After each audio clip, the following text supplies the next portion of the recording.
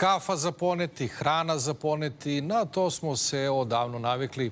Ali, da li ste znali da postoji i crkva za poneti?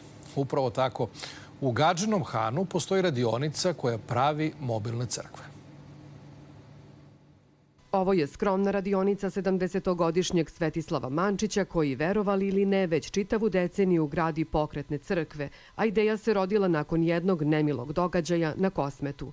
Došli smo do ideju, pošto smo dugo radili na Kosovu, tamo su ovi naši vandali srušili, Albanci srušili naše crkve i mi smo došli do ideju da uradimo jednu crkvu minijaturnu koju možemo da donesemo u selu maltene preko noći i da postavimo našem srpskom narodu. U Svetislavljevoj radionici sve se gradi od temelja preko zvona pa do krova, a na pokrivku je garancija, kako graditelji kažu, čak 3 veka.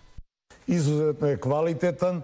Nama je najbitnije da ima 300 godina garanciju, jer crkva je rađena od maltene konstrukcije od metala, ostalo je sve u kamenu, tako da i mi dajemo 300 godina garanciju za jednu crkvu.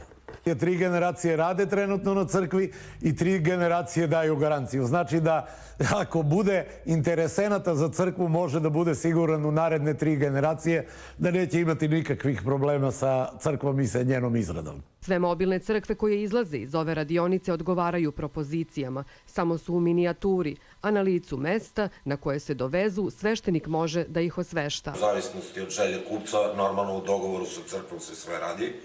Prenese se zemljište crkvi, mi dolazimo, montiramo objekat.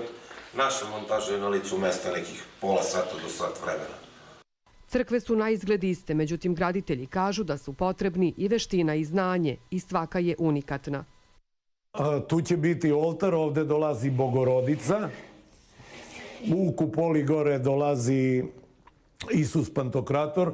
Ovo je mesto za patrona kome je crkva namenjena. Dođemo ovdje ujutru, popijemo kaficu, dogovorimo se šta ćemo, ako krećemo od nule, da li će to da bude malo šire, malo manje, malo višlje. Uvijek izmenimo po neki detalj što se toga tiče, znači maltene svaka je unikat. Dakle, u ekspanziji digitalizacije i napredne tehnologije došlo je vreme da se i crkva može naručiti i postaviti u selo koje je nema.